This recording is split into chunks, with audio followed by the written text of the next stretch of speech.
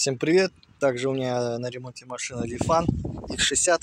В этот раз решил проверить клапан вентиляции картера. Решил продуть с двух сторон. Она продувается также с двух сторон, что не должно быть. Вот, сейчас я его промываю. Она расположена вот здесь. Выходит очень легко. Шланг тоже одубел. В дальнейшем придется шланг менять.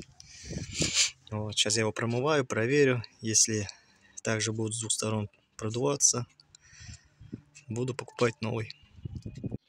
Промываю средством промывки для карбюратора. Кстати, я сейчас получше начал работу, уже в обратку плохо продувается. Сейчас еще пару раз промою и поставлю на место. Все, я его промыл, сейчас устанавливаю обратно. Одевается вот таким вот образом, и шлангом хомут затягивается. Вот такой вот принцип сборки-разборки.